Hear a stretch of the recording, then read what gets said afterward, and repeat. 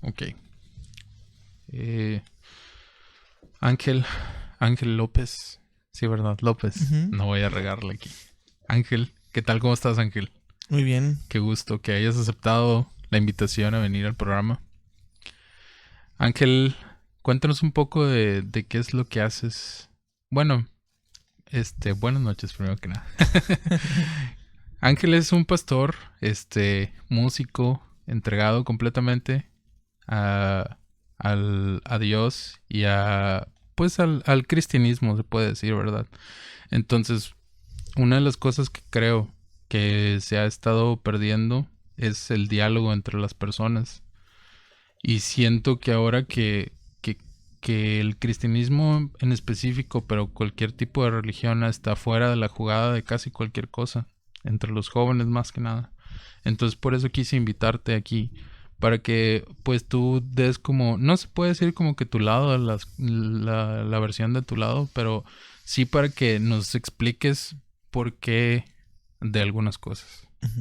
Muy bien. Entonces no sé si quieras dar un poco sobre tu, este, pues el trasfondo que traes de músico y desde las iglesias que vienes y qué es lo que hacías y qué es lo que haces ahora. Sí, bueno, pues primeramente, gracias, Jorge, por la invitación.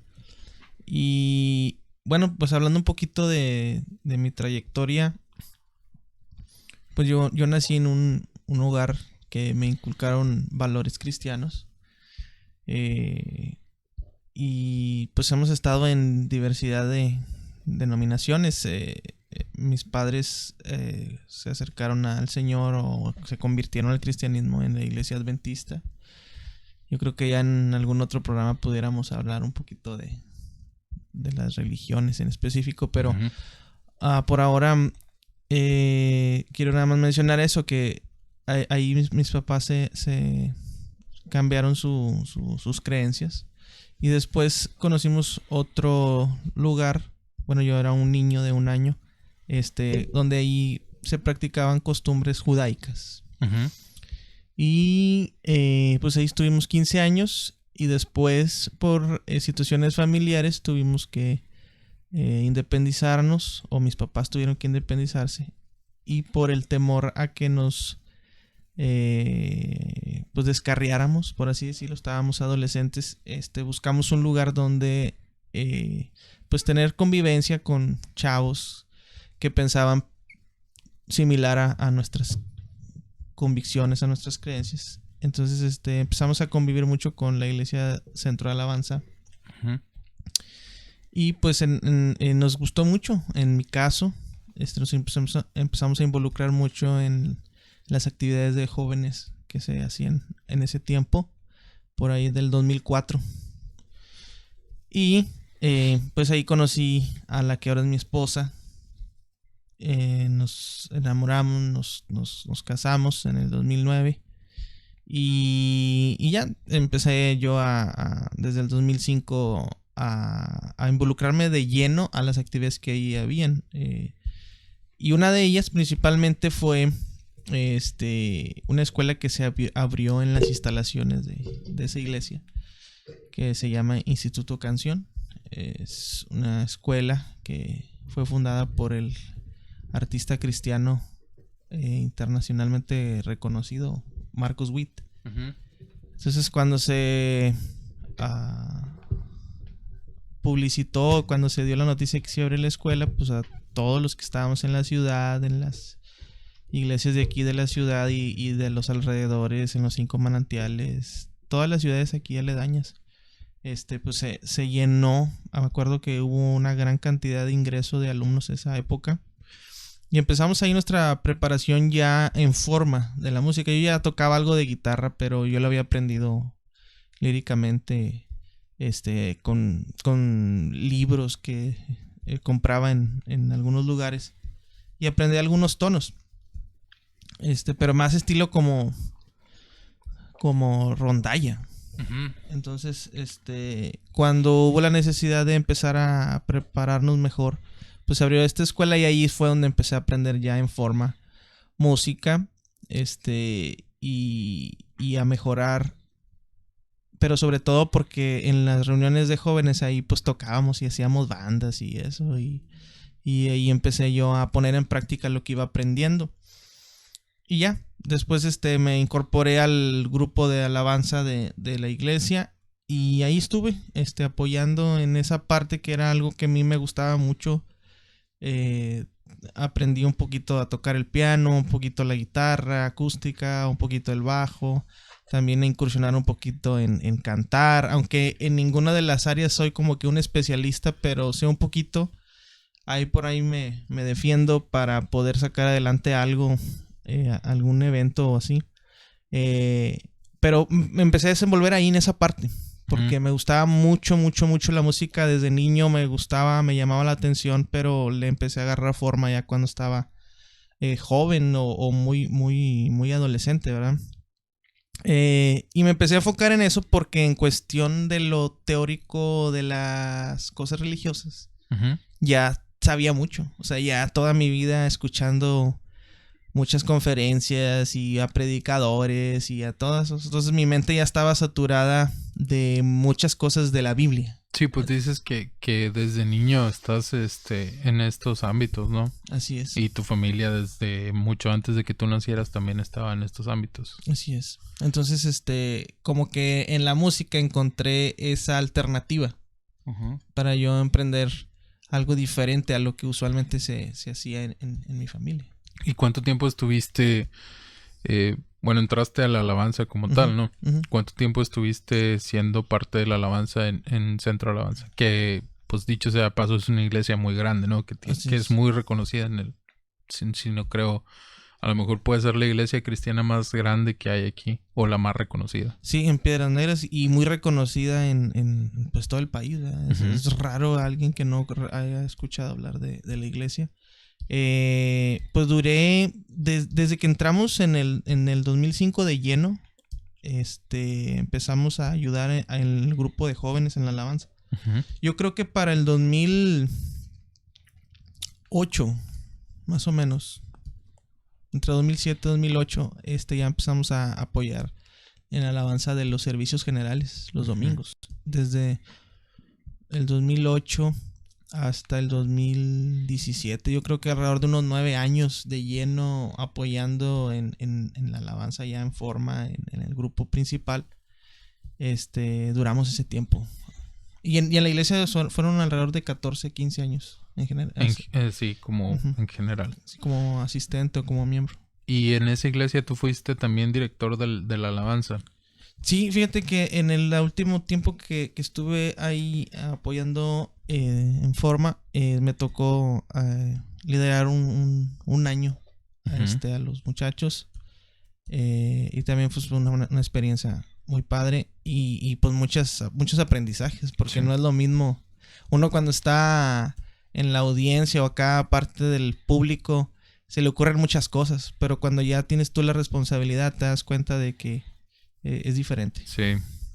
Sí, creo que también, digo, como músico en general es muy diferente el ambiente, como lo vives arriba de un escenario que como lo vives de espectador, ¿no?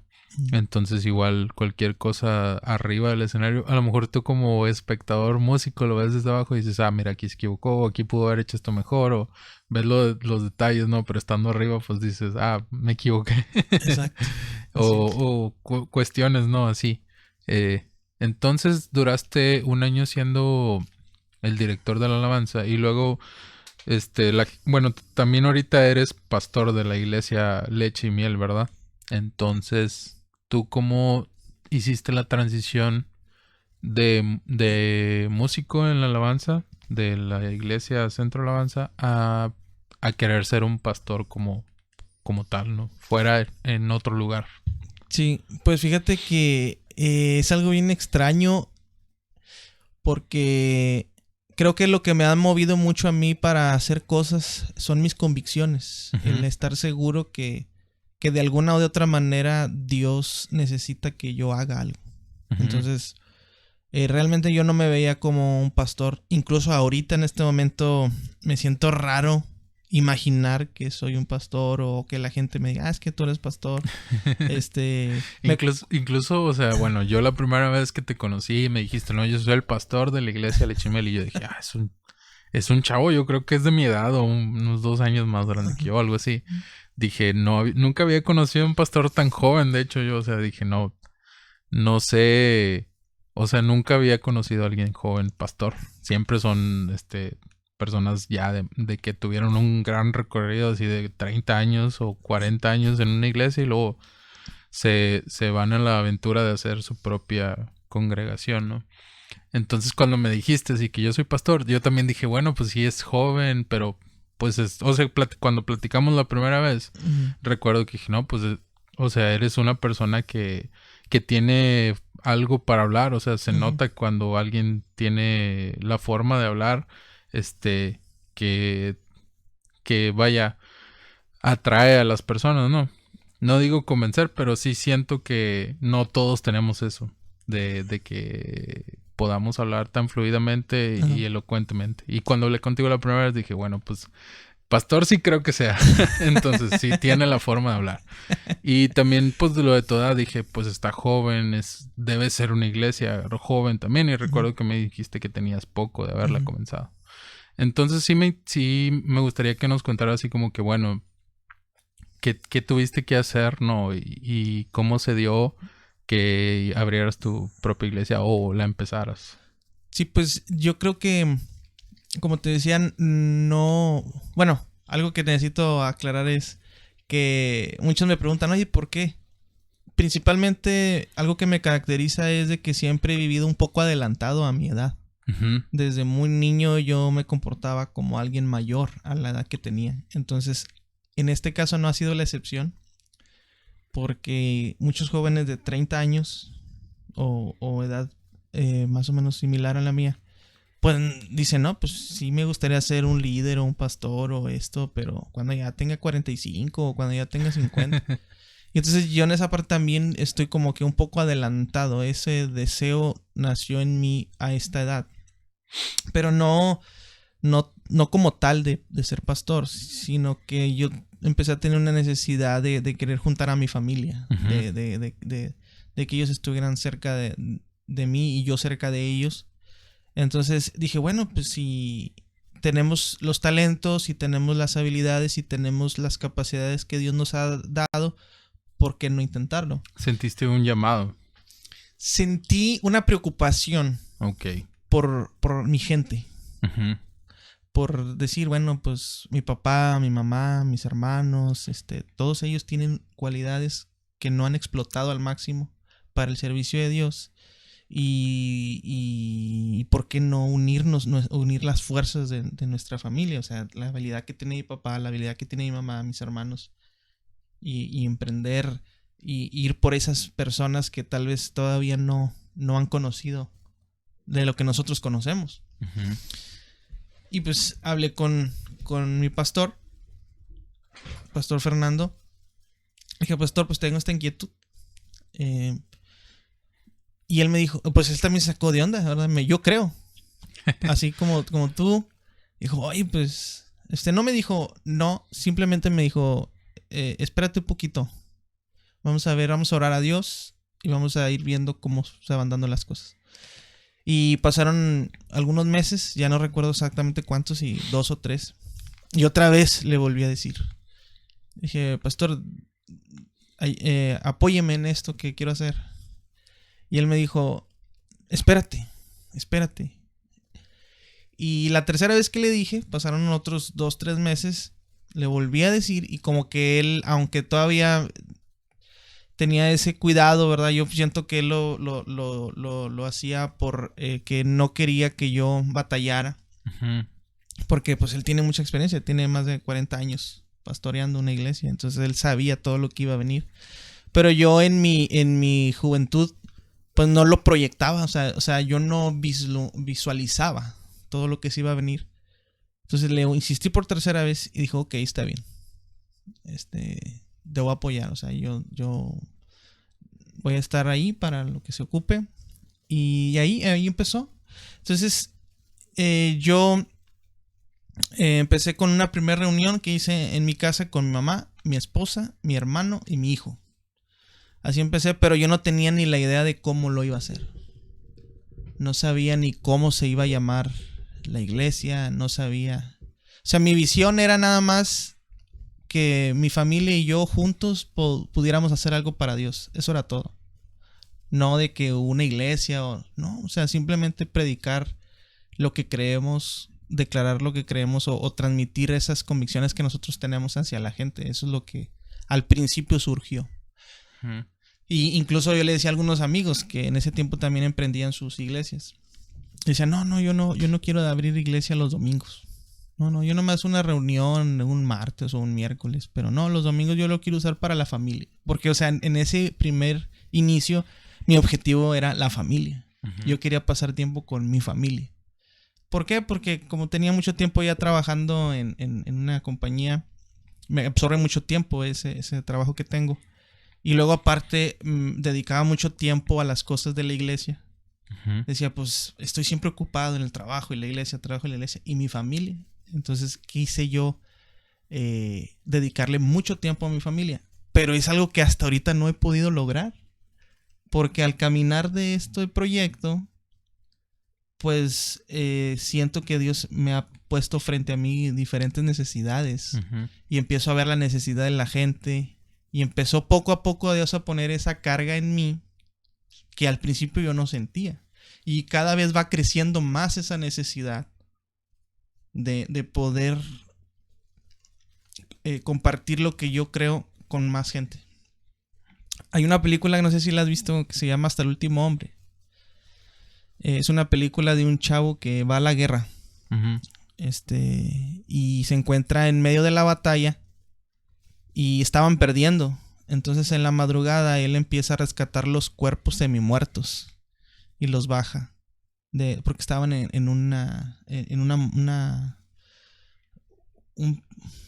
sí, pues como un cerro alto, ¿no? Entonces los baja. Pero él creía mucho en Dios.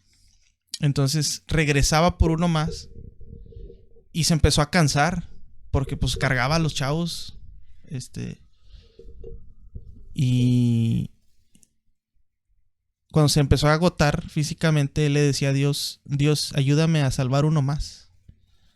Ayúdame a salvar uno más. Y bajaba uno y decía, uno más. Al final salvó a 70 soldados. Esa madrugada bajó a 70 personas del cerro. Y cuando ahora yo logro hacer que una persona se oye algo extraño ahí. Sí. Bueno, pues es un animal que anda ahí afuera. Cuando yo logro hacer que una persona se sienta fortalecida, a veces me ha tocado hablar con alguna persona que está en depresión. Uh-huh. Y voy y le digo, oye, no, hombre, mira, vente, tenemos una comunidad donde puedes sentirte integrado, etcétera. Y se dan la oportunidad de conocernos y la pasan bien y su alma y su espíritu tiene un descanso. Y después resulta que se quedan. Y su vida cambia. Y me dan más ganas de ir por uno más. Y uno más. Y uno más. Y a veces platico con mi esposa, con mi mamá. Digo, ahora este deseo empieza a crecer de una manera, o sea, interminable. De que uno más, aunque sea uno más. Y antes éramos 5 personas o 10 personas en la iglesia. Y luego cuando crecimos a 20, a 25, a 30. Y luego es un deseo que nunca termina. Nunca es suficiente el poder alcanzar una persona más o un matrimonio más o una familia más para que se sientan bien. Empezó a crecer ese deseo de que todas las personas puedan experimentar un estatus de paz, de sentido de vivir. De que, oye, pues estoy aquí y tengo un propósito. Uh-huh. Tengo un propósito, vale la pena que siga yo aquí en la tierra o en este mundo o en medio de estas personas porque les estoy ayudando. Entonces esas personas han encontrado un sentido y un propósito por el cual seguir adelante. Entonces eso me anima y me motiva y me da como las ganas de seguir haciéndolo. Y así empezó. Así fue como comenzó. Así O sea, es. tu deseo por hacer una comunidad, ¿no? Sí, Una familia que se integraran hacia un grupo, hacia algo. sí. Primeramente por mi Por tu familia familia. de sangre y después porque sí se plantó algo en mi interior de preocuparme por las otras personas que aunque no eran familia de sangre, pero sí eran amigos o conocidos. Ujú.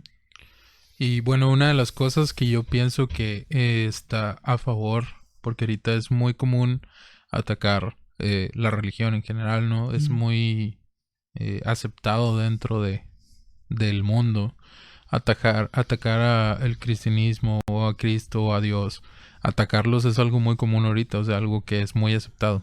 Entonces, una de las cosas que yo creo que del lado positivo que agrega una iglesia a su comunidad es obviamente hacer más comunidad, a integrar a las personas que quedaron fuera de la comunidad hacia un grupo, que no es cualquier cosa, o sea, personas que a lo mejor nosotros los vemos como, algunos los ven como una burla, como las personas que, andan en las calles vendiendo, haciendo actividades, así, que alguna vez fueron drogadictos o que alcohólicos y que ahora están entregados a Jesucristo o a Dios. Ujú. Están haciendo una función en la comunidad y no están perdiendo su vida en drogas o en alguna cosa negativa.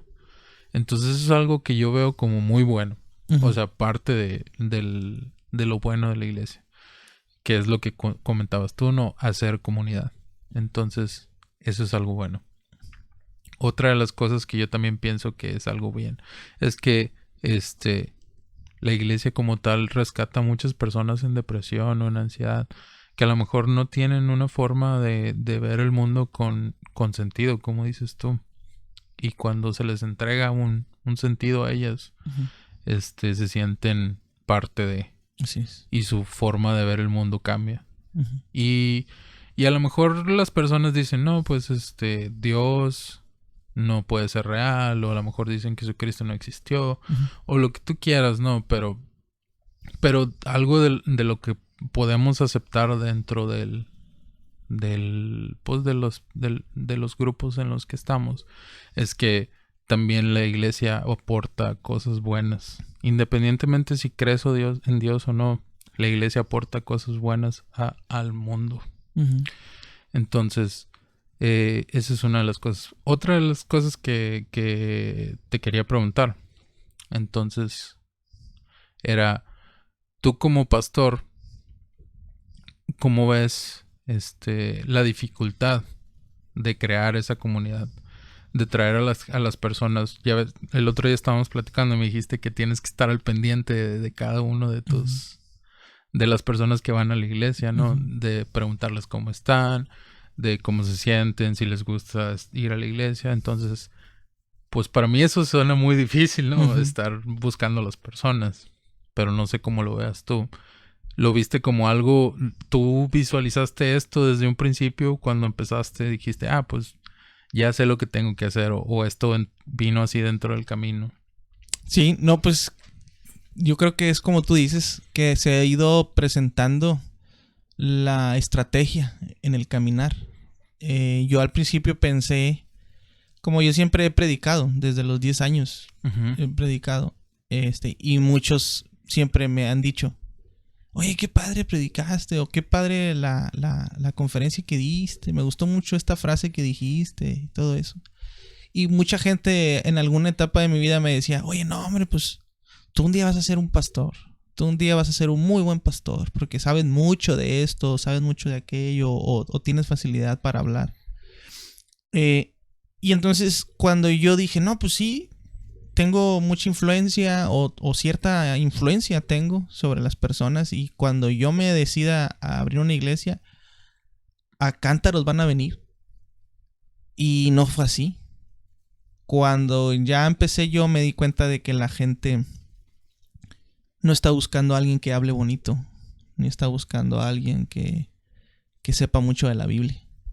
La gente está buscando gente que la escuche, gente que comprenda sus problemas, gente que pueda La gente está buscando sentir que les importa a la gente. O sea, por ejemplo, yo me acerco a una iglesia porque estoy buscando que la gente que está ahí se interese en mí. Yo quiero sentir que ellos se interesan en mí. Si yo siento que ellos están siendo hipócritas, La gente se va. Sí. Entonces me di cuenta de que la gente te busca cuando realmente le demuestras que te interesas en ellos. Que hay un interés. Sí, pero no hay interés de que, me interesa su talento, me interesa su dinero, me interesa tal cosa. No, sino de que realmente me preocupa. Como persona. Que esté bien, que se sienta completo, que se sienta útil.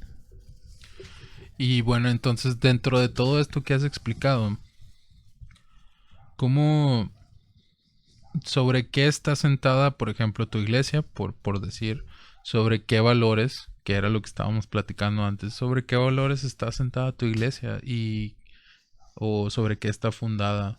O sea, ¿qué podrías describirnos tú a una persona, por decir a alguien que no es parte de una comunidad cristiana o de una iglesia en general o de una religión?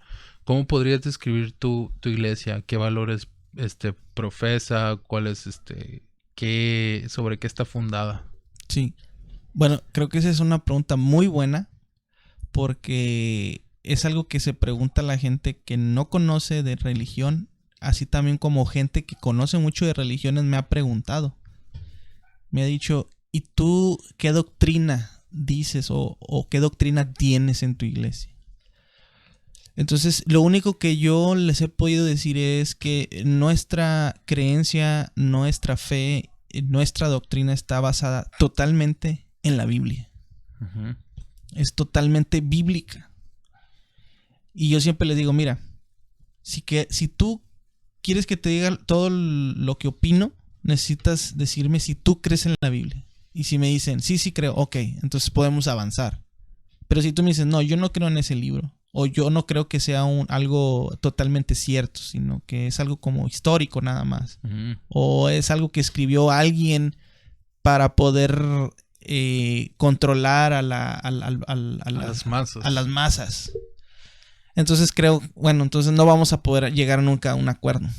Porque si dudas de eso, pues eso es lo que está basada mi fe, es lo que está basada mi convicción en la Biblia. Uh-huh. Y la Biblia, en síntesis, lo que habla es de que hay un Dios, un único Dios, que creó el universo y que está interesado en tener comunión con nosotros. Eso es básicamente lo que la Biblia trata de decirnos, que Dios está interesado, siempre ha estado interesado en la humanidad y desea lo mejor para ellos, pero también Él desea que esa humanidad se acerque a Él. Y es a través de Jesucristo.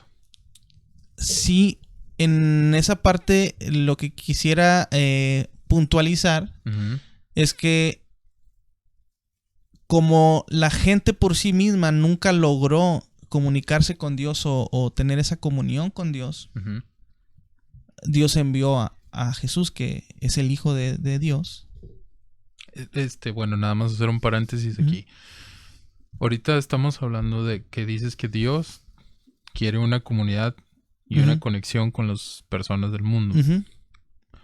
Esa comunidad se intentó hacer durante lo que se puede llamar el Antiguo Testamento. Así es.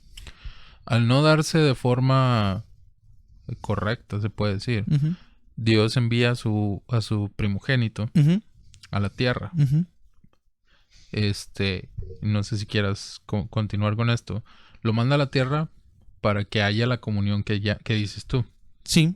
Entonces, yo algo que nunca he entendido exactamente cómo se da esa comunión a través de Jesucristo.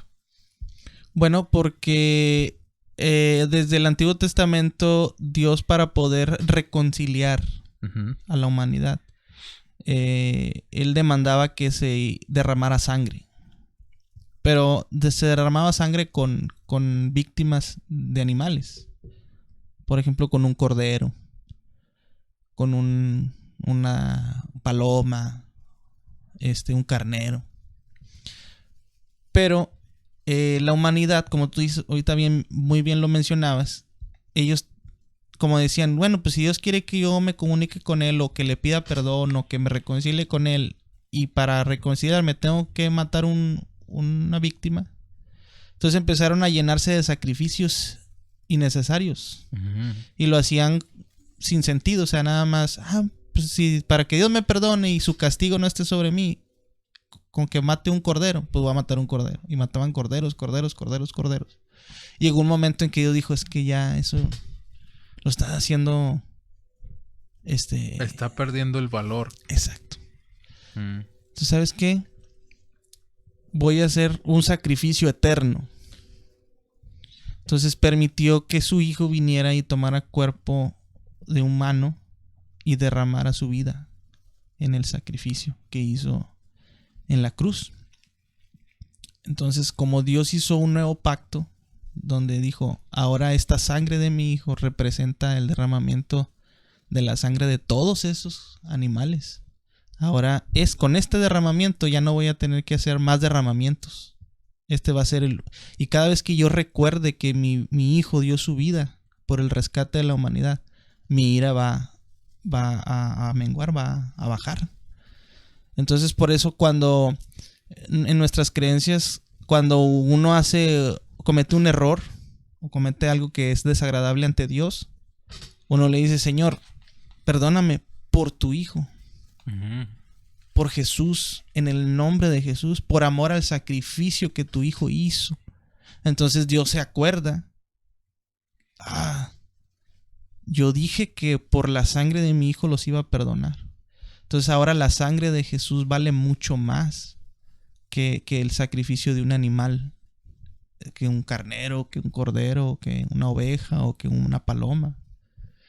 Entonces de esa manera somos reconciliados con Dios eternamente. Cada vez que nosotros verdaderamente estemos arrepentidos, Dios acepta nuestra súplica de perdón. Uh-huh. A través de él. Por eso del sacrificio de su hijo. De su hijo. De lo que él hizo. Y bueno, una de las cosas que yo he escuchado mucho entre, se puede decir, los argumentos ateos, es que cómo es posible que Dios acepte como sacrificios tan barbáricos, uh-huh, o arcaicos, se puede decir, para buscar el perdón de las personas. Una de las cosas que yo pienso, que me he puesto a pensar sobre esto, es, bueno, ahorita nosotros lo vemos porque nosotros tendemos a ver las cosas antiguas, uh-huh, con ojos modernos. Uh-huh. Y siento que ahorita nosotros vemos como que, bueno, antes se sacrificaban animales y lo vemos como algo muy, muy arcaico, se puede decir. Muy antiguo, muy barbárico. Uh-huh. Pero en realidad tú no sabes, o en realidad no se imagina la gente que la palabra sacrificio significa como dar una parte, algo tuyo. Uh-huh. Entonces un sacrificio de un animal era algo muy importante para las personas de antes, porque la mayoría de las personas vivían en condiciones muy precarias antiguamente. Uh-huh.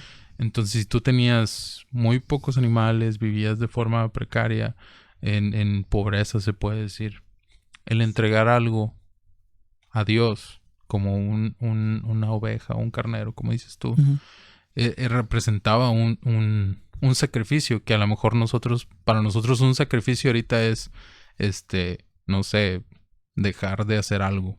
Uh-huh. En ese tiempo, pues algo importante para ellos, uh-huh, era un animal o que significaba comida para mucho tiempo, que significaba a lo mejor el sustento de tu familia. Uh-huh. Entonces ver el sacrificio como tal ahorita, verlo con ojos actuales a como era antes, pues no creo que funcione. No sé cómo lo veas tú. Yo siento que un sacrificio como tal antes de un animal, uh-huh, o sea, era algo muy importante para las personas. Uh-huh. O sea, era dar comida, era dar a lo mejor piel, todo lo que le podían hacer a un animal que pues era importante para ellos. Sí. Que a lo mejor sería como sacrificar tú ahorita, no sé, 1,500 pesos o 5,000 pesos, que dices no los tengo, pero se los doy a cambio de la promesa de algo mejor. Uh-huh. Entonces a lo mejor para ellos era así. No sé cómo tú lo veas, ¿verdad? Yo siento que podría ser algo así. Pero pues tú me podrías explicar un poco mejor. Sí, pues haz de cuenta, si tú te fijas en la antigüedad, se matan a los animales para comerlos. Uh-huh. Y en la actualidad se matan a los animales para comerlos. Ahorita si uno mata a un animal de una manera ¿cómo se le llama cuando matan a los animales? Cruel. Sí, con crueldad. Uh-huh. Cuando uno mata a un animal con crueldad, los derechos de los animales, las personas que están a cargo de los derechos de los animalitos se te vienen encima. Pero ¿cuántas lugares no hay, fábricas donde matan reses? Sí. ¿Para qué? Para distribuir a todas las centros comerciales la carne que nosotros nos comemos en un fin de semana. Compramos kilos y kilos de carne para comerlos. Entonces, la gente, cuando Dios les pedía que hicieran sacrificios, más bien lo que estaban haciendo es hacer una dedicación o hacer un simbolismo o hacer un pacto en medio de ese sacrificio. Los sacerdotes del Antiguo Testamento sacrificaban al cordero, o sea, lo degollaban, para que hubiera ese derramamiento de sangre, y al estar derramando la sangre, Dios pactaba ahí con la humanidad y decía, ok, te voy a perdonar. Y ese animal sacrificado, su carne la asaban y la comían la gente. ¿Sí? O sea, es algo, nomás que en el sacrificio se hacía una representación. Era algo simbólico. Exacto. Entonces no es de que agarraban a los animales. Bueno, el origen de lo que Dios les mandó que hicieran era, ¿sabes qué? Cuando fueres a pedir perdón, vas a dedicarme un cordero, lo vas a degollar y vas a asar su carne al fuego. Y luego después ya, pues esa carne se la comían pues la gente, ¿verdad? Uh-huh. Que es algo que ahora hacemos. Sí. Nada más que ahora no hacemos un ritual de que voy a agarrar la vaca y voy a degollar y voy a hacer una oración y después me voy a comer. No, pero al final de cuentas lo sacrificas. Igual forma ahorita. Uh-huh. O sea, se le da gracias a Dios por la comida. Exacto. O sea, de la misma forma que se le daba gracias a Dios en ese tiempo. Igual no es como un ritual como tal, pero, o sea, Dios sigue siendo parte de lo que es la comida como tal. O sea, dices tú, era simbólico, se sacrificaba un animal y después se comía la comida en nombre de Dios. Y ahora igual, ahorita hacemos, no sé, haces una reunión, haces carne y la gente igual da gracias a Dios por la carne. Exacto. Y a muchos dirán, no, es que es algo barbario o algo cruel. Pero pues no está fuera de lo normal, sino porque ahora se sigue practicando. Pero claro, si uno tortura a los animales para después comer, pues eso yo creo que es algo malo. Ahora, al principio, Dios no mandó que comiéramos animales. Lo que Dios permitió es que comiéramos de los frutos de los árboles. Uh-huh. Pero después, en alguna época de la historia, los humanos empezaron a comer animales. Y después Dios también los protegió diciéndoles, ok, si van a comer animales, nada más coman estos, porque estos otros no son tan puros y les pueden traer enfermedades. Uh-huh. Entonces, por lo mismo de que dijo, pues qué necesidad hay de que lo que ustedes se comen después me lo sacrifiquen a mí o me lo dediquen a mí. Entonces Dios cambió y dijo, ahora va a morir mi hijo y lo que él sacrifique o la sangre que él derrame, esa va a ser la sangre con la que yo voy a perdonar eternamente. Y a partir de que Jesús muere y después resucita, ya no se volvieron a practicar los sacrificios de animales. Y hasta ahorita en la actualidad las iglesias cristianas, y bueno, yo no sé si hay alguna iglesia cristiana o católica que sacrifiquen animales. Yo no tengo entendido que ahorita. No, creo que no, ¿verdad? Sería algo muy como una excepción. Sí. La mayoría no lo hace. Sí, en la actualidad ya no se practica eso. Entonces, bueno, te voy a hacer una pregunta fuera de lo que habíamos puesto, pero me gustaría ver si me lo puedes plantear así un poco más claro. ¿Cuál es la relación entre esta Trinidad de Dios, Jesucristo y el Espíritu Santo? Que la mayoría de la gente lo ve así como que, bueno, Dios y Jesucristo es el Hijo de Dios. Y el Espíritu Santo, pues es como un espíritu que ronda, ¿no? En la tierra también. Pero sí, no sé si puedas explicarnos cuál es la relación entre los tres y cómo es que se representan. Sí, bueno, el mejor ejemplo que pudiera dar yo es como el cuerpo humano. Nosotros tenemos un cuerpo físico al que podemos ver, pero en nuestro interior hay dos esencias. Una que es el alma, y en el alma está implícito todo lo que son las emociones. O sea, cuando a veces nos sentimos tristes, cuando nos sentimos contentos. Y la otra esencia que es el espíritu. El espíritu es el que nos mantiene con esa conexión divina, con la que decimos, oye, pues vamos a la iglesia, o vamos a creer en Dios, o hay algo que siento que hay un ser supremo. Esa conciencia que te llama al bien, que te arrastra hacia el bien, esa conciencia que te arrastra a lo bueno, que te guía a lo bueno, ese es el espíritu. Y el alma es donde están todas nuestras sensaciones internas. Uh-huh. Y el cuerpo es donde podemos sentir todas las cosas externas, como tocar, como gustar, como ver, como oír. Exacto. Entonces, de alguna manera similar, es Dios Padre, Jesús Hijo y Espíritu Santo, que forman un ser en diferentes representaciones. Uh-huh. Dios Padre, que fue el creador de todo el universo. Jesús, que salió de Dios. Dice un texto de la Biblia que en el principio era Dios y el verbo era con Dios y el verbo era Dios. Uh-huh. Pero después se convirtió en la palabra, o el verbo se reencarnó o tomó forma de hombre. Y cuando Jesús está a punto de irse de la tierra, les dice a sus discípulos, necesito irme para que les sea enviado el Espíritu Santo.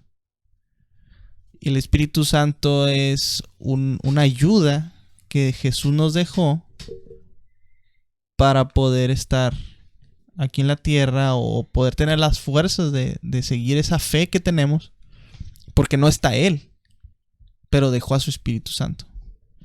Entonces, no sé si esté contestando la pregunta que me habías hecho. Bueno, me imagino que como todo en la misma Biblia, es una respuesta extensa que se discute a través de todo el libro, ¿no? Es difícil contestarla en una sola respuesta. Así es. Y una cosa que quiero también agregar es que, por ejemplo, Dios es el Padre, que algunos lo conocemos como Jehová. Uh-huh. Dios el Padre. Él envía a Jesús. Y el Espíritu Santo es el que tiene la conexión con nuestro espíritu, porque cada uno de nosotros tenemos un espíritu, que no es el Espíritu Santo. El Espíritu Santo es un ser externo a nosotros. Ajá, externo. Que es la parte de la conciencia o la parte del que descifra lo que ocurre en la mente del humano. Hay una parte de la Biblia que dice, ¿quién conoció la mente de Dios? Sino el Espíritu. Uh-huh. Dice así también, ¿quién conoció la mente del hombre? Sino el Espíritu que está dentro de él. Entonces, ¿quién te conoce a ti? ¿Quién me conoce a mí? Nada más lo que está dentro de mí sabe quién es Ángel. Porque yo puedo proyectar algo a la gente. Ángel es músico, Ángel es esto, lo otro. Pero lo que está dentro de mí es lo que realmente sabe quién soy yo. Entonces se podría decir que el Espíritu Santo, y no sé, tú me puedes, no soy tan bueno hablando de la Biblia, pero se podría decir como que es parte de la esencia de Dios que se mueve dentro del mundo. Exacto. Y nos toca a nosotros el Espíritu. Exacto. Uh-huh. Porque mismo Dios, o sea, toda la esencia de Dios, si viniera a tocarnos o viniera a manifestarse ante nosotros, es tanta la gloria o tanto el poder, tanta la magnificencia que se cree que caeríamos fulminados de tanta majestuosidad. Hay una parte también en la Biblia que dice que nadie puede estar frente a Dios. Nadie puede verlo y seguir vivo. Entonces, si Dios se manifestara, por así decirlo, en carne y hueso, nosotros quedaríamos muertos al instante por tanta santidad, tanta majestuosidad. O sea, si se manifestara en su totalidad Dios. Exacto, en todo su esplendor. Sería algo tan impresionante que quedaríamos derretidos de su esplendor. O sea, es muy interesante escuchar esto porque creo que nunca lo he visto así como tal en alguna otra parte, como Dios es representado, porque Dios se supone que Jesucristo sería como Dios también, ¿no? Uh-huh. Pero es como algo externo de Dios también, uh-huh, como lo es el Espíritu Santo. Entonces es como un triángulo, ¿cómo se puede decir? Como un triángulo santo, se puede decir. Una trinidad. Una trinidad, exactamente. Y es muy padre lo que dices, porque sí es verdad. Como Dios no podía manifestarse en toda su esplendor a la humanidad, envió a Jesús, que Él sí podía, y Él pudo estar en medio de nosotros. Después Jesús se va, y Jesús nos deja ahora el Espíritu, que aunque es invisible, no lo vemos, pero también anda por aquí. Y Él se deja sentir de aquellos que le invocan. Uh-huh. Ahorita que estábamos hablando del programa antes de entrar, antes de empezar a grabar, me dijiste que algo que ahorita que comentaste, un versículo de la Biblia, se me hice algunas conexiones así. Me dijiste que era, ahorita que estábamos platicando, que era muy extraño que estabas escuchando los programas y que estábamos hablando de cosas muy, pues simples, ¿verdad? Pero que al mismo tiempo es interesante escucharlos y te atrae. Yo pienso que, ahorita que dijiste, y me puedes corregir si piensas que estoy equivocado, dijiste que es este versículo que dice, en el principio era Dios. Uh-huh. Y Dios es, ¿cómo dice? Y el verbo. El verbo era con Dios. El verbo era con Dios. Y luego el verbo se hizo carne. Ajá. El verbo se refiere a la palabra hablada de Dios. Sí. Entonces, no sé cómo lo veas tú, pero cuando la Biblia dice, en Génesis, si no me equivoco, que Dios hizo al hombre a su semejanza. Uh-huh. No creo que sea que nosotros nos parezcamos físicamente a Dios, sino que nosotros tenemos esa misma, como esa misma condición de hacer algo que no existe a través del habla, como Dios, que ningún otro ser en la tierra puede hacer. No sé si a lo mejor me estás siguiendo, pero yo pienso que tú te levantas y te levantas un día, ¿no? Y piensas, tengo que hacer esto, tengo que hacer lo otro, tengo que hacer aquello, que es potencial, no existe. O sea, tú no lo haces hasta el momento en que lo estás haciendo. Uh-huh. Y el momento en que lo hablas, que lo piensas y lo hablas, lo conviertes en algo. Como Dios convirtió el mundo de la nada, del uh-huh, caos, uh-huh, convirtió orden. Uh-huh. Tú mismo también puedes convertir el caos, que es el potencial, en algo habitable, algo usable, pero a la proporción tuya. Exacto. Entonces yo pienso que por ahí va el asunto del habla y de pensar, que viene siendo lo que dice en la Biblia, que nosotros somos hechos a semejanza de Dios. No sé cómo veas tú. Pues fíjate que sí. Esa podría ser otra representación. Mira, Dios, vamos a decir que es uno como persona completa. Uh-huh. Y luego el Espíritu Santo es la mente. Uh-huh. Y cuando hablamos lo que pensamos, se vuelve ya algo externo de nosotros. Entonces, el Espíritu Santo está en el interior de Dios. Y cuando Él declaró la palabra, por eso dice que el verbo era con Dios y el verbo era Dios, pero el verbo se hizo hombre O sea, cuando Dios dio la palabra, salió de él la palabra y tomó forma de hombre.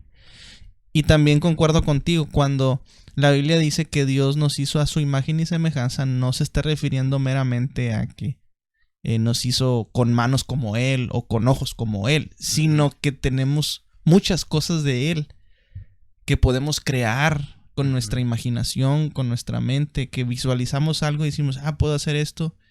Y después a lo mejor Él no usó sus manos porque Él es todopoderoso. Él nada más dio la orden y se hicieron las cosas. Nosotros sí tenemos que construir, moldear con nuestras manos.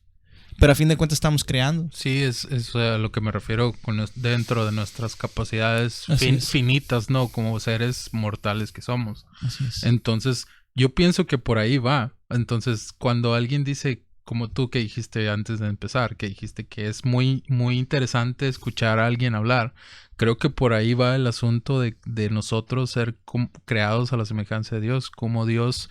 Cuando Dios habla, se hace, se crea, ¿no? Se hace orden del caos, como dice la Biblia. Así es. Entonces, cuando nosotros hablamos, también tenemos esa capacidad de crear del caos que tenemos dentro de las mentes y todas las ideas revueltas. Cuando hablamos, creamos un orden y creamos algo así como algo abstracto, una idea abstracta. Y siento que eso es algo así como que por ahí va el asunto. Sí, y ahorita que me estás platicando todo esto, se me está ocurriendo que por eso, ya ves que ahorita está de moda la libertad de expresión. Entonces, todos saben que expresando lo que están pensando pueden influir en las personas. Así es. Y por eso muchos tratan de restringir esa libertad. De decir, no digas eso, no digas aquello. Porque si lo dices, va a tener un cierto impacto. Sí. Entonces, si hay gente que tiene cosas negativas y está influenciando con su libertad de expresión, ¿por qué nosotros que tratamos de hacer algo en orden, algo bueno, no también usar esa capacidad que Dios nos dio de poder expresar? Y fíjate que cuando las personas que crearon... Que vieron esto, yo pienso que las primeras personas que ya ves que dicen que todo salió de lo que viene siendo la libre expresión, que es como una ley, ¿no? O sea, tú tienes libertad de expresarte como tú quieras. Pensaron en esto, en que tú pudieras organizar tus ideas que tienes en la mente y hablarlas para que puedas crear una idea en orden como tal. Entonces pienso que las personas que crearon esto de la libre expresión tenían esto en mente, más que del hecho de que tú tengas el derecho de decir, quiero decir esto, si lo quiero decir, puedo hacerlo. Sino es más bien la capacidad tuya de organizar tus ideas a través del habla. Así es. Porque a veces tú tienes una idea o yo tengo una idea en la mente, y cuando lo hablas es completamente diferente a como tú pensabas que era, ¿no? En tu cabeza, así piensas, no, en mi cabeza sonaba mejor. Y la gente las escucha y te puede decir, oye, ¿sabes qué? La estás regando en esto. O te puede decir, es una muy buena idea. Exacto. Y tú mismo vas construyendo sobre eso. Tus pensamientos, ¿no? Entonces creo que hay una acentuación en el habla desde que viene de los valores de la Biblia, que es el habla, ¿no? O sea, como tal. Y en la ley se acentúa también como libertad de expresión. Entonces yo pienso que hay algo, como dices tú al principio, ¿no? Hay algo importante sobre hablar las cosas. Entonces yo también por eso también creo que estos programas que hago son importantes porque se exponen ideas de esta forma. Así es. Bueno, después de este paréntesis gigante... Yo creo que también vamos a tener que hacer un programa de nada más el poder de la palabra. También había... Sí, es cierto, el poder de la palabra. También habíamos hablado de los pilares del cristianismo, que te había comentado que quisiera hablar sobre eso. Pero pues viene siendo igual, ¿no? Los mismos valores de la iglesia. No sé si tengas otra idea que quieras expresar sobre esto. Sí, pues como nada más ratificar, creo que todo está basado en la Biblia y ahí hay muchos personajes que pudieran ser esos pilares que nos dan la referencia para poder continuar y practicar lo que creemos. Y así como estábamos hablando también de que En el Antiguo Testamento era una forma de acercarse a Dios y ahorita es otra. El mismo cristianismo también tiene su antes y su después, ¿no? De la era moderna. Como con pues con las redes sociales, cómo nos manejamos, cómo nos comunicamos entre personas, cómo la tecnología ha influido. Así No es. sé si quieras explicarnos así levemente cómo crees que ha influido la tecnología pues en los valores del cristianismo o la religión como tal. Sí, no, pues yo creo que la tecnología ha venido a ayudar de una manera muy significativa en todos los ámbitos. Y para nosotros los religiosos o los creyentes, también ha venido a ser una muy buena herramienta para poder llegar a lugares muy, muy remotos. Por ejemplo, ahora lo que estás haciendo tú. Este audio de alguna manera va a escucharlo gente que ni siquiera nos imaginamos. O sea, gente que ni siquiera conocemos. Algún día le va a llegar este audio. Y lo que hoy hablemos va a tener una trascendencia. Entonces, por eso yo estaba pidiendo con mucha tenacidad que lo que habláramos, o lo que al menos yo hablara, pudiera ser lo más correcto posible. Porque no quisiera confundir a las personas. Pero creo que a final de cuentas, Jorge, la tecnología viene a cumplir una profecía. Hay una parte de la Biblia que dice que cuando Jesús venga por segunda vez, todo ojo le verá. Y cuando yo estaba niño, no existía el internet. O sí existía, pero no estaba tan al alcance. Yo me acuerdo que cuando tuve mi primer computadora con internet fue en el 98. Para eso yo ya tenía 11 años de edad. Pero yo escuchaba esa frase de todo ojo le verá cuando tenía 7 años, por ejemplo, por ahí del 94. Todo ojo le verá. Y uno se imaginaba que todo ojo le vería porque a través de las transmisiones de la televisión íbamos a poder captar el momento en el que Jesús viniera a la tierra. Pero ahora en el 2019 te das cuenta que desde un aparato de celular tienes el acceso a cualquier parte del mundo. Me llama la atención cómo entras a Google Map y puedes ir al lugar que tú te imaginas. Hay una película, de hecho, que vi hace poco de un chico que se perdió, y cuando creció, él, para encontrar a sus papás y su aldea, usó el internet para poder llegar hacia donde, porque ni siquiera la aldea donde él vivía estaba totalmente ubicada en el internet, pero de esa manera él se pudo aproximar hacia donde él vivía, y al último encontró a su mamá y todo. Dices, wow, la tecnología es una cosa tremenda, que mientras sucede lo que está profetizado, pues nosotros lo usamos para poder llegar a las masas, para poder llegar a la gente. También lo usamos para cuestiones familiares. Por ejemplo, yo tengo mucha familia que está fuera de la ciudad y pues no podemos visitarlos tan seguido. Entonces uno se comunica, hace videollamadas y todo eso. Pero a fin de cuentas creo que es una cosa que nos está llevando a que se cumpla eso. Me imagino yo que cuando Jesús venga por segunda vez se va a escuchar en la radio: oye, en estos momentos estamos presenciando cómo a un ser se está viendo suspendido en el aire, no sé, cosas así. Y uno va a entrar al Facebook, va a entrar al celular y va a poder sintonizar esa página y va a decir, oh, es el Señor Jesús, o es... Digo, es algo que me imagino. No sé realmente cómo vaya a suceder. Pero si ahorita, en el 2020, 2019, tenemos una tecnología tan impresionante, ¿qué será en unos 5 años más, en 10 años más? Yo nunca me imaginé, cuando tenía 11 años, nunca me imaginé que iba a tener yo un celular con el Facebook o con yo WhatsApp. Creo que ni siquiera te imaginabas el Facebook como tal, ¿no? No, y ahora ¿cómo podemos tener tantas cosas a través de esas redes sociales? Es impresionante. Fíjate que yo cuando tenía, no sé, unos 10 años también, dije, nunca me imaginaría que tendríamos un aparato con nosotros así pequeño, que siempre nos acompañaría a todas partes. y que nos podría dar toda la información que quisiéramos en segundos. Así es. O sea, es algo que nunca pasó por mi mente crearlo. Sí me imaginaba que a lo mejor las computadoras iban a ser más modernas, que a lo mejor la televisión iba a ser más avanzada, diferente, pero los celulares nunca los vi venir.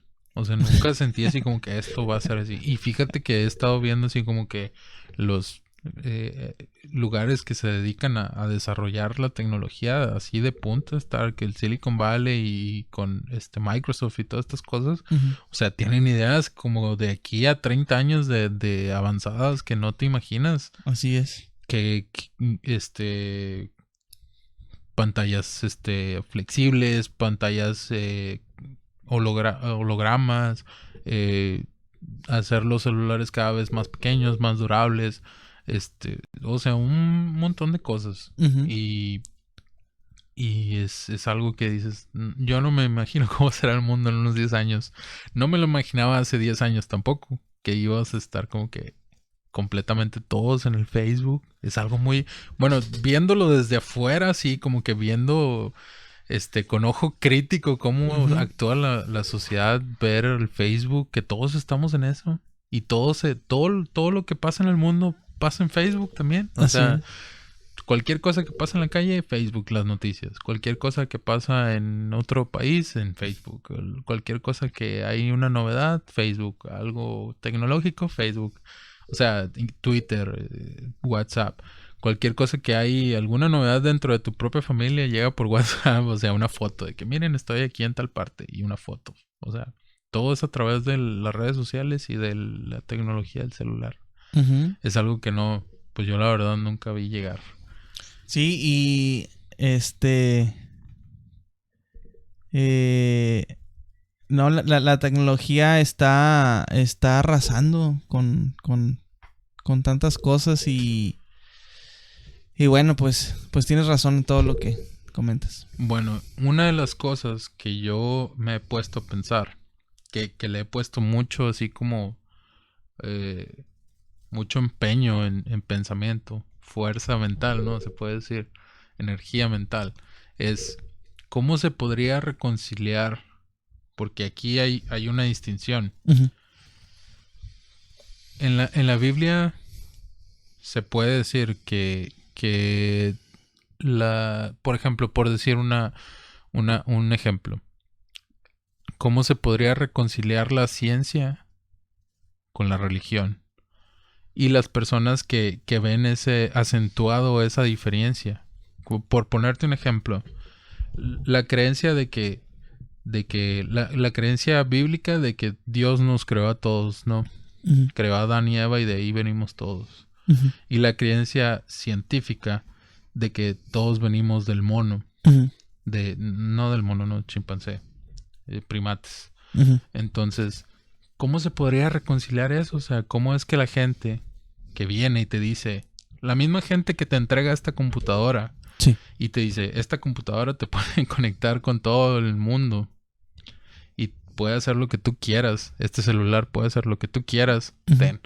Y esa misma persona, no esas mismas personas, pero dentro de ese mismo campo, te dicen, ¿sabes qué? Nosotros tenemos esto, que esta teoría, que nosotros venimos de un proceso evolutivo de millones de años, miles de millones de años, y pues en esto se basa, no sé, la medicina y todo lo que nosotros creemos. Ujú. Y luego tú como persona tienes la creencia pues de que Dios nos creó, ¿no? De que Dios creó a Adán y Eva y nosotros venimos de ellos. ¿Cómo se puede reconciliar eso? Se me hace algo que es muy, primero que nada, muy extenso y muy complicado. Ujú. Entonces, no sé si tú has pensado en esto. Porque yo siento que es como un tema de debate para las personas. Sí. Ahorita que si tú vienes y me dices, o un ateo viene y me dice, y es que yo creo en la evolución y en Darwin y creo en que nosotros venimos de la selección natural, etcétera, etcétera. Y tú dices, no, pues yo creo en Jesucristo, creo en Dios, creo que nosotros venimos de Adán y Eva. Sí. ¿Cómo podríamos reconciliar eso? Pues se me ocurre que podemos, para empezar, explicarles a las personas, mira, por ejemplo, esta computadora, esta laptop. Imagínate que digamos que esta laptop nadie la hizo, que sola apareció aquí. O que fue una evolución de un microchip que hace millones de años algún día apareció y después empezó a conformarse y en una época de la vida le salieron teclas y bueno, toda la circuitería y toda la lógica y todo eso. O sea, ¿quién pudiera creer que esta computadora se fue haciendo sola? Uh-huh. Y viéndolo así, tal cual, pues hemos visto cómo las computadoras han evolucionado desde los 90s hasta la fecha. O sea, antes una computadora era del tamaño de esta habitación. El CPU era enorme. Y había unos disquetes enormes para guardar 5 o 8 megabytes de información. Y ahora en USBs, en microchips, puedes guardar infinidad de gigabytes de información. Pero ¿cómo ha ido evolucionando? A causa de que alguien pensante ha estado viendo, bueno, ¿y cómo le hago para hacer más óptimo, para hacer más compacto la pantalla, el teclado, que en un dispositivo más pequeño pueda guardar más información? O sea, hay alguien pensante que está ideando, que está creando, que está imaginando cómo lograr ese objetivo. Entonces, si la computadora, que es una cosa tan impresionante, o sea, toda la tecnología que vemos en una laptop o en una tablet o en un celular. Ahora imagínate toda la complejidad que tenemos nosotros como cuerpo humano. ¿Cómo podemos imaginar que solo se dio? O sea, tuvo que haber sido alguien pensante. Alguien mucho más pensante que nosotros. Alguien mucho más inteligente que diseñó cada parte de nosotros. De cómo tuviéramos energía regenerativa y de cómo con dormir y con comer nos volvemos a llenar de energía para seguir viviendo y todo eso. Wow, es una máquina tan perfecta nuestro cuerpo que no creo que haya sido. Veía el comentario de un compañero en internet. Decía, gracias al universo. O sea, a fin de cuentas todos creemos que hay algo superior. Uh-huh. A lo mejor muchos no queremos creer en Dios o en Jehová o en Jesús, pero a fuerzas nuestro instinto nos dice que hay un ser todo omnisciente, que lo sabe todo, que es sumamente inteligente y que creó todo lo que existe en el universo. Nuestra conciencia nos lo dice. Hasta el ateo más ateo que exista, en el fondo creo que hay una parte de su ser que le dice que hay una cosa o un ser o el universo o la naturaleza que hizo las cosas tan maravillosas que vemos en la actualidad. Fíjate que yo pienso que las personas que dicen yo no creo en un Dios, uh-huh, pero aún así actúan como si tuvieran un Dios. Es que es en serio, o sea, la gente... Pongo un ejemplo. Nuestro sistema legal está basado en las ideas cristianas y judeo-cristianas. No está basado en otra cosa, está basado en eso. Exactamente. En no matar, en no robar, en respetar la individualidad de cada quien. Así es. Ahora dime tú, ¿qué pasaría si no existiera el sistema legal? La gente haría lo que ellos quisieran. Así es. Matarían, robarían, tomarían las esposas de los demás. Así es. Sería un caos. Así es. Porque la gente piensa como que borramos todo lo que tiene que ver con Dios y la religión y todos vamos a ser unos seres pensantes, inteligentes, lógicos, súper mega avanzados. Como que es de verdad, la gente piensa eso. O sea, si tú ves la historia de la humanidad, hay un derramamiento de sangre gigante alrededor de la historia en la que se ha desarrollado o sea, las creencias judeocristianas. Antes era ojo por ojo. Uh-huh. Antes no era, si matas a alguien, te meten a la cárcel. Antes era, te hacen algo, te lo van a regresar. Uh-huh. Era un ojo por ojo. Uh-huh. De hecho, era una ley no sé si en Grecia, antes de Grecia. Uh-huh. Entonces, no sé si la gente piensa que nosotros, abandonando todas estas creencias, vamos a ser como que los super seres así, pacíficos, lógicos, súper inteligentes. Sí. Porque yo la verdad pienso que si nosotros abandonamos los valores cristianos, va a ser un caos. Pues yo Y creo... de hecho, o sea, por ponerte un ejemplo, antes de que continúes, no sé si conozcas la historia de lo que es la Unión Soviética, que se instaló un régimen autoritario, ateo, donde se abandonaba todo lo que es la religión cristiana y los valores cristianos, judeocristianos. Y es una historia de sangre, de muerte, de hambruna, de destrucción. Y las personas no quieren reconocer esto, pero es la verdad. Se implementó un sistema autoritario ateo.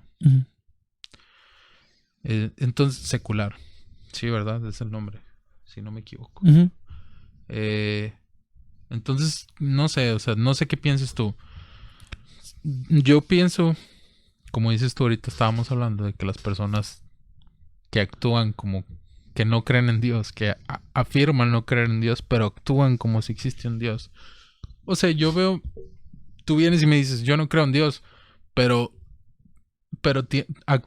algo reemplaza el lugar de Dios. O sea, algo lo reemplaza. O sea, tú tienes el valor más, o sea, manejas el valor más alto, algo lo reemplazan. Si no quieres que sea Dios, es algo más. Porque tú actúas como si Dios existiera.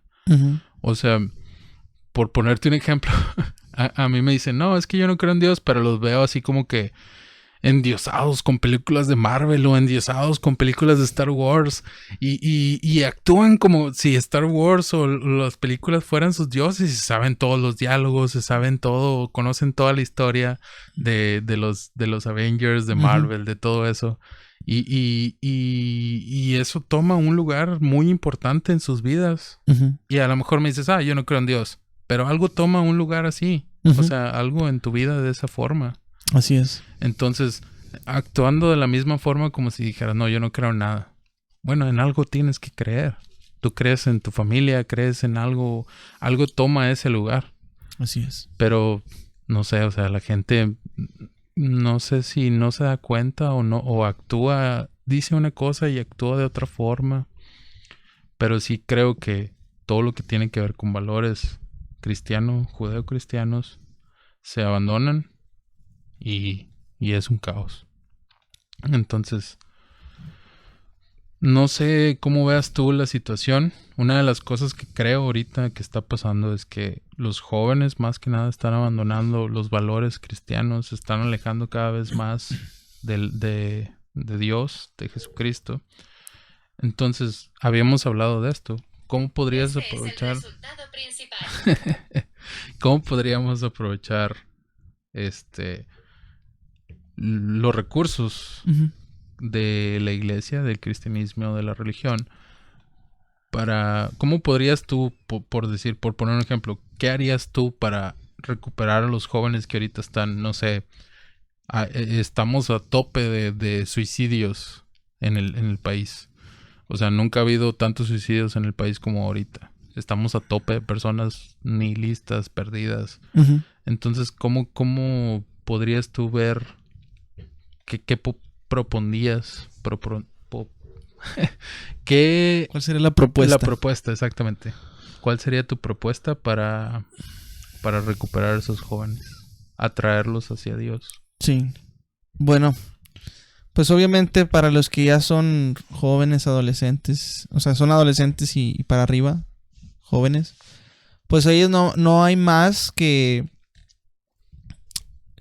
hablarles, que tratar de convencerlos, que tratar de generar espacios de recreación para que ellos descubran que pueden tener una vida muy agradable, una vida muy satisfactoria, muy plena, sin recursos equivocados como son las drogas, vicios o malas acciones, ¿no? O sea, ellos ya tienen cierta conducta. Hay ciertos estudios que nos demuestran que el carácter de un niño se genera a los primeros 7 años de edad. Entonces, si alguien de 18 años o 15 años lo vemos que es muy rebelde, difícilmente podemos cambiar su forma de ver las cosas, porque su carácter se formó en los primeros 7 años de vida. Ujú. Entonces, creo que la clave está en que los papás podamos comprender la necesidad que hay en la sociedad de que nuestros hijos sean buenos individuos. Tenemos que influir en la vida de nuestros hijos los primeros 7 años de vida. Tenemos que enseñarles a esos niños buenos valores para que cuando ellos ya tengan 9, 10, 11, 12 años tomen decisiones basadas en la educación que les dimos los primeros 7 años. Entonces, si tú te fijas, hay niños de 5 años que ya pueden decir malas palabras. Pero esos niños, ¿de dónde aprendieron a decir esas malas palabras? Las aprendieron de sus padres, las aprendieron de sus tíos, de sus abuelos. Entonces, lo que yo me he dado cuenta es que un niño nunca va a dimensionar el daño que puede ocasionar. Un adulto es el que sí tiene la capacidad de ver qué daño puede ocasionar a la sociedad. Entonces yo miro al abuelito que está embriagado y que está incitando al nietecito de 5, 6 años, de 4 años, a que diga una palabra malsonante, una palabra inadecuada. Dígale a su abuelita o dígale a su mamá que esto y que lo otro, una majadería. Ujú. Y cuando lo hace, el abuelito se ríe o el papá se ríen y todos, ¡ay, mira qué chistoso el niño y está haciendo esta acción que es muy graciosa! Y entonces el niño ve que los adultos se ríen de lo que él está haciendo. Él no comprende lo que significa eso. O cuando les dan de tomar. O cuando les dan de tomar, o cuando ponen las niñas a que bailen de una manera erótica. Las niñas ven que sus papás están felices porque se sienten orgullosos de ella y ella lo sigue haciendo. Ella no se da cuenta de que lo que está haciendo es una conducta distorsionada. Y va a llegar un momento en que ella va a crecer 12, 13, 14, 15 años y va a pensar que esa conducta no tiene del todo maldad. Pero resulta que está trastornando o está corrompiendo la sociedad. Y yo me he dado cuenta, toda la humanidad o la sociedad se basa o quiere basarse en orden. En todas partes hay reglas. En una escuela militarizada, en una escuela normal de gobierno, en todas partes hay reglas. Hay un horario de entrada, hay un horario de salida, hay un horario de receso. Hay materias que hay que llevar, hay unos que están en primero, otros en segundo. Hay un orden en todas partes. Hay establecimientos, hay reglas. Pero en el núcleo, que es lo más importante, en el núcleo de la sociedad, que es la familia, ahí es donde menos queremos llevar reglas. No queremos llevar reglas. Y los hijos siempre van a practicar lo que vieron a sus padres hacer. Ujú. La semana pasada estuve en una convivencia con unos compañeros. Y algunos estaban tomando cerveza. No estoy diciendo que tomar cerveza sea algo que la Biblia prohíba. A lo que me estoy refiriendo es que aunque mucha gente no crea en la religión o no crea en Dios o no crea en la iglesia o lo que sea, tienen que seguir ciertos parámetros porque ellos quieren establecer un orden en el área en la que ellos tienen influencia, ya sea en este caso los hijos, la familia. Entonces, esta persona estaba tomando cerveza y su hijo le dijo: papá, dame. Porque vio que su papá estaba tomando algo en la lata. Dijo: no, mijo, no, usted no. Usted tome jugo, usted tome refresco. O sea, es un parámetro que él estableció. Él está pensando que sí se puede tomar, pero cuando ya tenga cierta edad. A esa edad no. Pero ¿quién dijo que a esa edad no? O sea, es algo que él determinó. Es algo que él dijo: no, yo pienso que tomar sí es bueno, pero a los 15 años o a los 16 años. ¿Quién dijo que sí era bueno o quién dijo que no era bueno? ¿O quién dijo que a los niños sí y a quién dijo que a los niños no? Es algo que la sociedad misma establece. La sociedad misma dice: es que los hermanos no deben estar tomando. ¿Pero quién dijo? Que los hermanos no pueden tomar una cerveza o tomar una copa de vino. ¿Quién dijo? ¿Dónde dice que no se puede hacer? Entonces, si te fijas, la misma sociedad son los que establecen las cosas buenas y malas de acuerdo a su criterio. Entonces, como tú decías ahorita, a fin de cuentas tienen que buscar la soberanía de alguien más poderoso para que ponga orden. Como en la casa. Los niños, los hermanitos se pelean. Pero ¿quién es el que pone el orden en que los hermanitos no se peleen? Y que, a ver, tú, mijo, tú le vas a prestar este juguete a aquel y esto. Y si este juguete es tuyo y aquel juguete no es tuyo. El papá es el que pone orden. Porque entre hermanos no se van a respetar igual. El papá es el que le da la autoridad al hermano mayor o al hermano más responsable. El papá es el que pone el orden. La mamá, los padres son los que ponen el orden ahí. En la sociedad en general, en el mundo en general, necesitamos un padre que ponga orden. Porque si no, nadie nos vamos a querer someter los unos a los otros. Va a decir, ¿por qué le voy a hacer caso a él? ¿Quién es él? Yo no me voy a someter a él. Yo puedo igual. A ver, vamos a ver quién puede más. Típico, vas en la carretera, se pasa uno el semáforo y pitamos y nos queremos pelear. ¿Por qué se pasó? ¿Y por qué no me dio oportunidad? Pero las reglas tienen que estar. Tiene que haber altos, tiene que haber semáforos, porque no todos podemos avanzar al mismo tiempo. Tenemos que dejar que unos avancen y luego otros. Eso es el orden, eso es el establecimiento de parámetros para que pueda seguir el curso de la historia a la vida. Y como dices tú, otra vez regreso a lo mismo. Las leyes de México como tal están basadas en el cristianismo, en las reglas de la Biblia. La soberanía del individuo y la soberanía del país es algo que se creó. ¿De dónde salió eso? O sea, ¿a qué me refiero? Que incluso México, teniendo a un presidente que es como que la máxima autoridad del país, él aún así tiene que tomar, o sea, él no puede tomar todo el control del país. Él obedece a leyes más altas que las de él, que es la soberanía. Y esta idea viene de la creencia de Dios, o sea, viene de la creencia de que Dios es un poder más alto que cualquier otra persona. Y este es un ejemplo abstracto tomado de la Biblia, de Dios como tal. Así es. El presidente tiene que obedecer a órdenes más altas que él, que es un abstracto, no es alguien en específico. Sí. Entonces viene de ahí mismo, de la idea de Dios. Y nosotros funcionamos dentro de esta sociedad, dentro de estas leyes. Y ahorita que estabas comentando que de dónde vienen estos criterios que se toman, como el de que los niños no deben de hacer ciertas cosas, que no deben de tomar, y dices, ¿quién creó estas leyes? Y la misma pregunta que tú haces, lo están haciendo del otro lado como los demasiado liberales. Dicen, ¿y por qué? ¿Por qué existe esta ley? ¿Por qué no puedo ser así? ¿Por qué no puedo hacer todo lo que yo quiera? ¿Por qué? Pero yo pienso que cuando, pues debe haber un balance. Cuando una sociedad se hace demasiado liberal, al punto del libertinaje se corrompe, se distorsiona. Sí. Y en el mismo caso es si es demasiado rígida, también se puede corromper. Entonces tiene que haber un balance.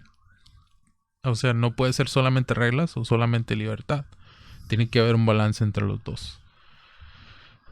¿A qué voy con esto? Ahorita es mucho de derechos, mucho de que yo puedo hacer lo que yo quiera, pero no sé si las personas que hablan de derechos, de libertades, se den cuenta de que tiene que haber un orden, tiene que haber un punto donde alguien va a decir hasta aquí. O sea, no puedes cruzar estas líneas.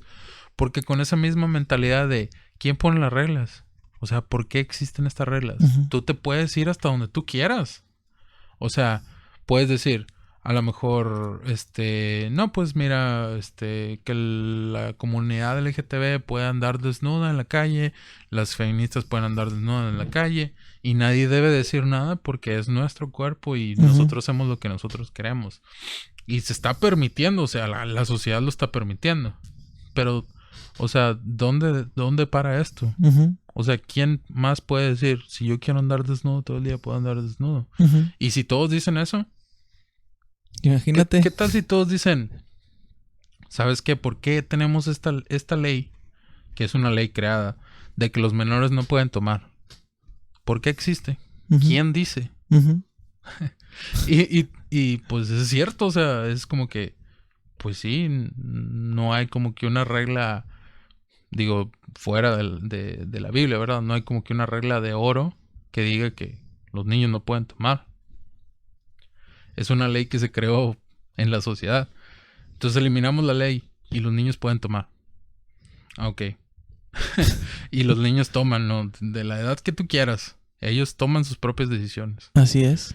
O sea, pueden votar, pueden hacer lo que tú quieras. ¿A dónde vas a parar con tanto libertinaje? Exacto. ¿Cuál es la línea? Y ¿por qué te detienes aquí? ¿Por qué no más adelante? O sea, ¿quién dice que los adultos no pueden tener una relación sentimental con un menor de edad? Exacto. ¿Quién dice eso? Que no se puede. Esa gente te iba a decir que todas esas personas tienen una doble moral. Porque dicen, los niños pueden decidir si quieren ser mujeres o hombres. Pero ellos no pueden tomar hasta que tengan la mayoría de edad. ¿Cómo es que no pueden tomar cerveza? Y pueden decidir. Pero sí pueden decidir ser mujer o ser hombre. O sea, es una doble moral. Son cosas que están totalmente distorsionadas. Que no tienen base. Sí, ¿dónde se detiene? O sea, ¿dónde se detiene la libertad? O sea, ¿quién y por qué existe esa línea? Alguien más puede venir y llevarlo todavía más lejos que tú. No se trata de eso. Se trata de tener una convivencia entre toda la sociedad, que podamos, vivir de forma decente, humana, que podamos tener, que yo pueda ir a trabajar sin que tú vengas a decirme qué es lo que tengo que hacer, y yo pueda vivir sin tener que estarte diciendo qué tienes que hacer. O sea, hay que tener un balance en todo. Digo, yo entiendo que las responsabilidades y las leyes y todo a veces se vuelve muy rígido.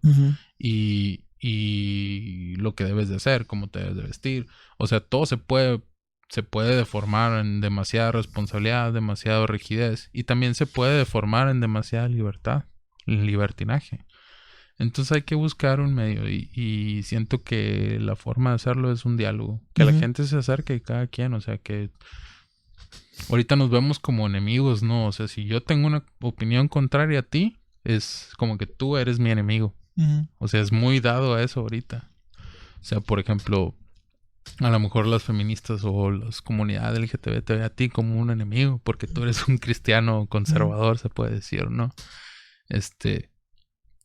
Pero a lo mejor no somos tan diferentes. A lo mejor hay una forma de llevar esto en paz sin que haya tanto daño de los dos lados, sin estarnos constantemente atacando, ¿no? O sea, de que podamos sentarnos y tener un diálogo sobre pues el futuro de la sociedad. Bueno, Ángel, creo que vamos a tener que hacer otro programa. Sí.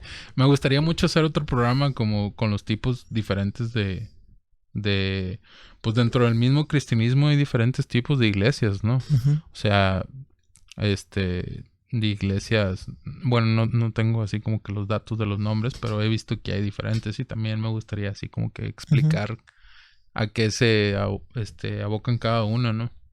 Y pues obviamente, no sé, hablar un poco más de escritura, de la Biblia, que creo que es importante también, porque hay pasajes muy importantes que se ponen en práctica y a lo mejor la gente no lo sabe. Así es. Que son base también de la sociedad. Entonces, bueno, pues yo creo que ya vamos a cerrar este programa. Me da mucho gusto que hayas venido, Ángel. No sé si tengas algún comentario. Sí, no, pues nuevamente darte las gracias por darme la oportunidad, por hacerme la invitación. Creo que me la pasé muy bien. A veces es importante ahondar en todas estas cosas. Y creo que esta es una plataforma que has creado donde se puede dar esa oportunidad.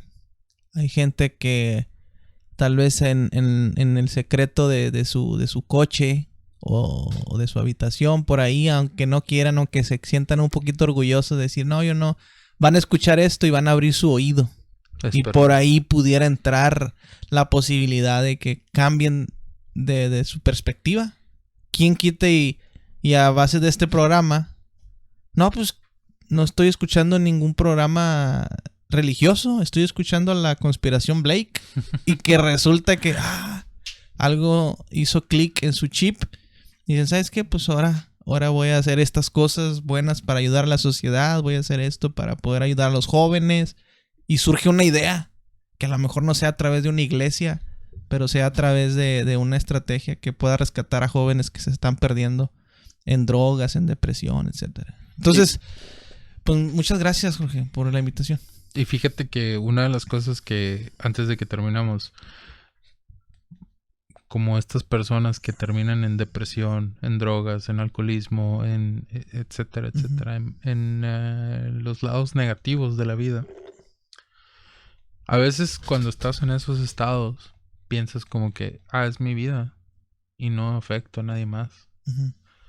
Entonces te ves, es muy fácil no verte como un puntito así de arena en un mar de mundo y en un mar de universo, porque el universo es vasto y grande todavía más que la Tierra, y la Tierra de por sí para nosotros es grande. Uh-huh.